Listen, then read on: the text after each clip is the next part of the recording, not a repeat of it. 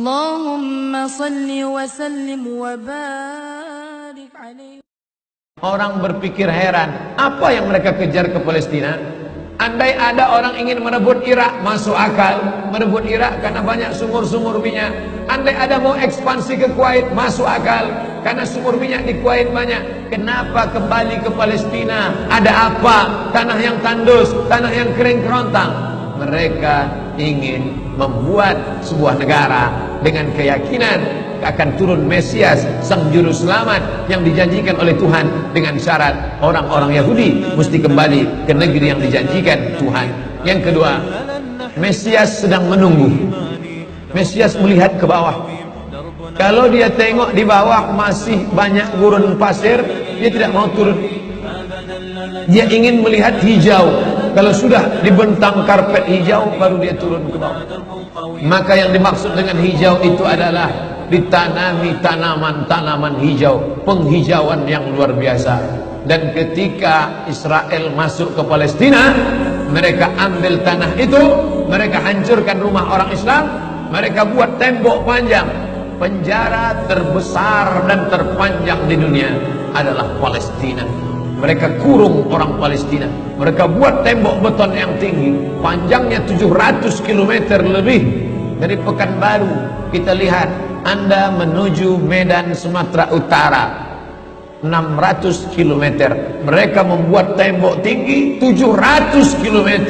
Bayangkan, umat Islam terisolir dan mereka tanami hijau-hijau. Makanya Allah berkuasa. Allah mau tunjukkan kuasa, lalu Allah buat tanaman hijau itu menyala. Dalam pokok yang hijau itu menyala beberapa bulan yang lalu. Heran orang, Allah mau menunjukkan kekuasaannya. Kalian tidak mau tolong Palestina, aku yang akan menolongnya. Tanaman yang hijau yang mereka tanam itu tiba-tiba terbakar. Tidak ada yang bisa mematikannya. Sampai-sampai reporter wartawan Amerika mengatakan, tidak ada yang bisa mematikan kebakaran ini kecuali Tuhan, karena Dia yang membakarnya. Mengerti keadaan kita zaman sekarang. Jangan sampai dikatakan Palestina bukan urusan kita. Ini kan masalah politik. Indonesia ya Indonesia, Palestina ya Palestina. Antum tidak mengerti masalah dunia. Palestina adalah masalah umat Islam. Subhanalladzi asra bi'abdihi. Maha suci Allah yang sudah memperjalankan hambanya minal masjidil haram, dari masjidil haram, ilal masjidil aqsa, masjidil aqsa, masjidil aqsa Palestina. Kita yang tertulis dalam kitab suci kita bahwa kita punya ikatan emosional. Kenapa kita tidak yakin itu? Yahudi ajarannya dibuat-buat, ajarannya mitos, tapi mereka punya keyakinan yang luar biasa. Mereka rebut negeri itu, mereka kuasai, mereka hancurkan negeri musuh. Atas dasar apa? Keyakinan bahwa Mesias akan datang. Yang kelima, apa yang mereka lakukan untuk Palestina? Mereka meyakini ada Temple of King Solomon, tempel kuil King Solomon, Raja Sulaiman. Datang pula orang Indonesia latah, dikatakannya Sulaiman ini kerajaannya bukan di Palestina, di Yogyakarta, Sleman. Kata dia, King Solomon itu punya tempel kuil, dan Temple of King Solomon letaknya pas di bawah Al-Masjidil Aqsa. Apa maknanya? Mereka mengeruk setiap hari bulldozer, traktor, ekskavator, terus mengeruk keliling Masjidil Aqsa. Mereka ingin meruntuhkan Masjidil Aqsa. Tulis Temple of King Solomon, enter, pilih image, tampak gambar replika. Inilah kerajaan Sulaiman yang ada di bawah Masjidil Aqsa. Akan mereka naikkan. Mereka sudah bangunkan rumah kecil replikanya. Seperti orang Riau membuat rumah replika, rumah Melayu Kampar, rumah Melayu Siak, rumah Melayu Bengkalis. Di mana rumah itu? Di Purna MTQ.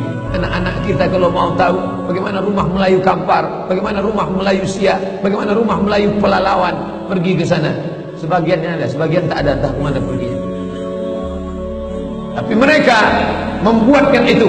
Inilah dia replika kerajaan Temple of King Solomon. Artinya apa? Mereka ingin menghancurkan Al-Masjidil Aqsa berkeping, sampai akhirnya disitulah nanti kemarahan umat Islam. Tak marah tak tidak, melihat gayanya tak marah. Mengatakan hancur-hancurkanlah. Banyak lagi urusan kami sibuk dengan ini. Tapi akan ada hamba-hamba Allah. La tazulu fi ummati ta'ifatun min ummati. Akan tetap ada sekelompok umatku yang memperjuangkan agamaku, kata Allah Subhanahu wa ta'ala. Yang terakhir, yang kelima, akan turun Mesias. Kapan itu terjadi? Ketika terjadi perang besar. Sebetulnya dalam agama Islam sudah dituliskan yang dimaksud dengan Mesias itu siapa. Kata Imam Al-Hafiz Ibn Hajar Al-Asqalani dalam Fathul Bari, yang dimaksud dengan yang dinanti-nanti mereka itu adalah Dajjal. Dajjal itulah sesungguhnya yang sedang mereka nanti. 70,000 Yahudi wara'at Dajjal. Ada 70.000 Yahudi yang akan berada di belakang Dajjal ketika dia turun nanti. Makanya tiap hari, tiap petang kita berkata, Allahumma inni a'udzubika min azab jahannam wa min azabil qabri wa min fitnatil mahya wal mamat wa min syarri fitnatil masihid Dajjal. Dajjal itulah yang sedang mereka tunggu. Dajjal itulah yang sedang mereka nanti-nantikan.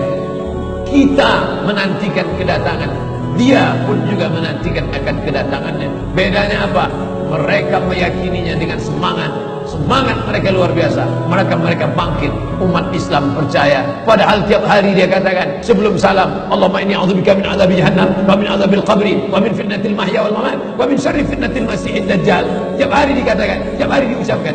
Tapi dalam hati, betul tak Dajjal datang? Tahiyat tidak. Mereka yakin Dajjal akan datang, tapi mereka katakan itulah pemimpin kami, itulah Tuhan kami, itu adalah jelmaan daripada Tuhan kami, itu yang akan menghancurkan dunia, dia akan menjadi panutan kami. Kita berkata itu musuh kami, tapi kita pun ragu entah musuh entah tidak. Oleh sebab itu kita minta ampun kepada Allah atas kurangnya iman kita. Subuh ini kita bangkitkan semangat kita, tapi yang datang kepada, kenapa Allah tidak menolong? Katanya Allah itu Maha Kuasa.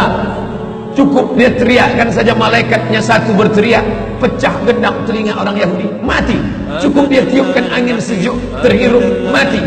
Kenapa tidak dia matikan saja Yahudi itu? Datang Syekh Muhammad Jibril, Syekh Dr. Muhammad Jibril, Syekh Profesor Dr. Muhammad Jibril, dosen tafsir Al-Azhar. Kami undang, mahasiswa Indonesia mengundang di waktu di Mesir dulu kuliah.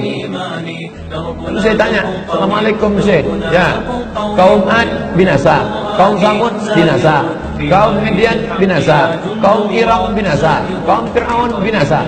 Kenapa Allah tidak membinasakan Israel ini? Senyum Syekh Muhammad Jibril.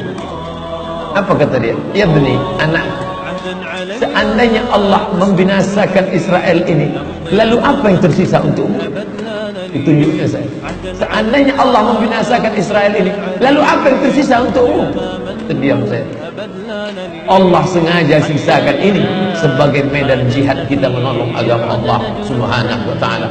يا قلب ما زلت تبكي على حبيب جفاك وسرت في ركب